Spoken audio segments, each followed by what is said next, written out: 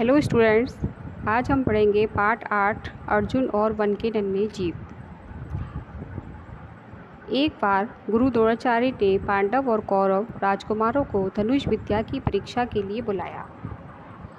सबको पेड़ की डाल पर चिड़िया की आंख को भेदना था, यानी चिड़िया की आंख का निशाना लगाना था। निशानेबाजी की परीक्षा में अर्जुन सफल हुए। अर्जुन जो है निशानेबाजी की परीक्षा में होड़ में प्रतियोगिता में सफल हुए। निशानेबाजी की होड़ के बाद यानी निशानेबाजी की प्रतियोगिता के बाद अर्जुन एकांत में विश्राम करने के लिए जंगल की ओर चल पड़े। जंगल में आने पर उन्हें छोटे छोटे जीव मिले जो लगातार परिश्रम कर रहे थे। परिश्रम यानी मेहनत। छोटे जीव जैसे चिड़िया है, मक्खी है, चींटी है। आपने देखा होगा कि ये हमेशा मेहनत करते रहते हैं। अर्जुन पसीने से लथपथ थे। पंखा झलने के बाद उन्होंने एक शाखा की ओर हाथ बढ़ाकर वे उस शाखा को तोड़कर उसके पत्तों से पंखा बनाना चाहते थे। उन्हें बहुत गर्मी लग रही थी, इसलिए वो पत्तों से हवा करना चाहते थे। तभी एक चिड़िया उनकी बाहों पर फुदक कर आ बैठी और उनका मुंह निहारने लगी। एक चिड़िया उनके पास आई और उनको देखने लगी। वह चोंच खोलती हुई बोली, बड़े भैया मत तोड़ो इस शाखा को, इस पर मेरा घोंसला टिका हुआ है, इसमें मेरे नन्हे नन्हे बच्चे हैं। घोंसला? अर्जुन चौंके। यह तो पेड़ से उड़कर आया कुछ पंख जैसा है। हाँ, यही तो मेरा घोंसला, जिसे मैंने बहुत परिश्रम से तैयार किया है। इसमें मेरे 3 नन्हे नन्हे बच्चे हैं। वे मेरी प्रतीक्षा कर रहे होंगे कि मैं उन्हें कुछ खाने को दूंगी। चिड़िया बोली। अर्जुन ने घोंसले को गौर से देखा। एक नन्ही सी चोंच निकलती दिख रही थी, मानो अपनी माँ से खाने के लिए कुछ मांग रही हो। अर्जुन ने देखा कि वहाँ छोटे छोटे बच्चे अपनी चोंच को बाहर निकाले बैठे थे कि माँ आती होगी और उन्हें कुछ खाने को देगी। अर्जुन बोले, नहीं नन्ही चिड़िया, मैं तुम्हें बिल्कुल दुख नहीं पहुंचाऊंगा। नन्ही सोन चिड़िया, जाओ तुम अपने नन्हे मुन्नों को दाना खिलाओ। सब चिड़िया चहकती हुई बोली, चहकती हुई यानी खुशी से बोली, भैया मैं तुम्हारे उपकार की आभारी हूँ, यानी मैं तुम्हारा उपकार कभी नहीं भूलूंगी। एक दिन तुम्हारे इस उपकार का बदला अवश्य चुकाऊंगी। चिड़िया अर्जुन के हाथ से उड़कर अपने बच्चों के बीच में आ गई। तब अर्जुन ने एक ऊपरी शाखा की ओर हाथ बढ़ाया। इस बार उन्हें कुछ गुनगुनाहट सी सुनाई पड़ी। आंखें ऊपर उठाईं तो पत्तियों का कुछ गोल मटोल सा दिखाई पड़ा, जो एक मुलायम रेशे से शाखा से लटका हुआ था। यह था रेशम का, जिसमें रेशम इकट्ठी होती है, वो घोंसला था।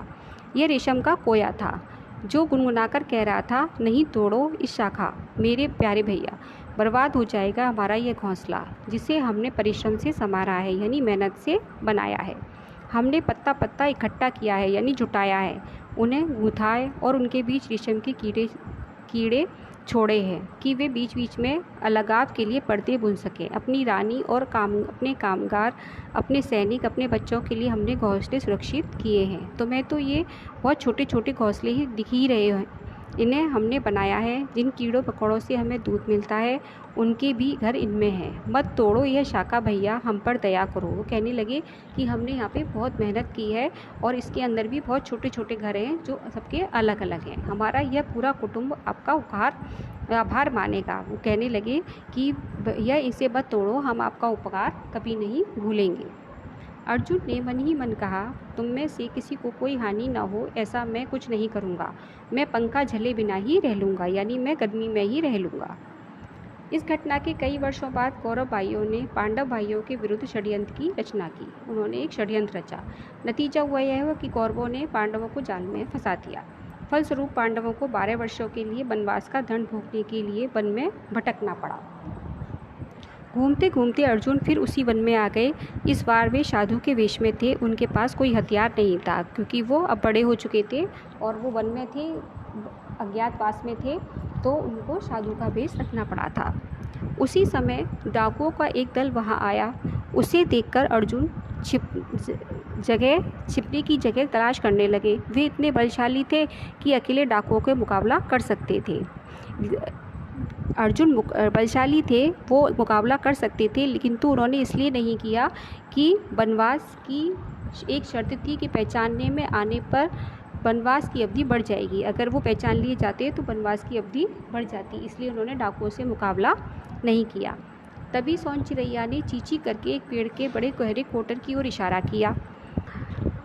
सोन चिड़ैया ने मणिभन देते हुए अर्जुन कोटर में घुस गए। कोटर होता है चींटियों का घर।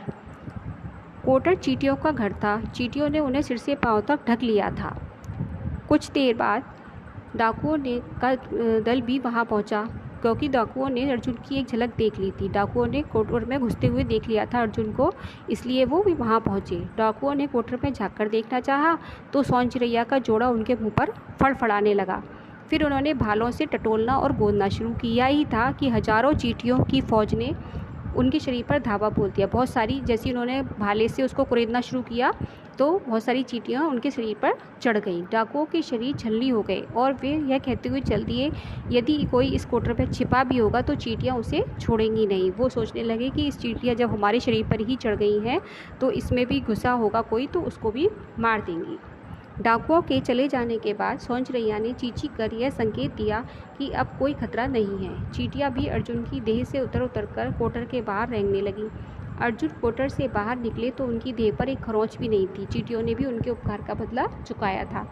अर्जुन वन के नन्हे मुन्ने जीवों को आशीर्वाद देते हुए वहाँ से चल पड़े। उनका मन अन्य मुन्ने जीवों के उपकार के आभार से भारी था। उनको बहुत खुशी हो रही थी कि जब उन्होंने मदद की थी उन जीवों की, तो उन जीवों ने भी अर्जुन की आज रक्षा की। इसलिए हमें यही शिक्षा मिलती है इस पाठ से कि हमें कभी भी किस मुसीबत में सभी की समस्या का समाधान करना चाहिए, उनकी मदद करनी चाहिए, कि वक्त आने पर कब किससे कोई काम पड़ जाए पता नहीं चलता।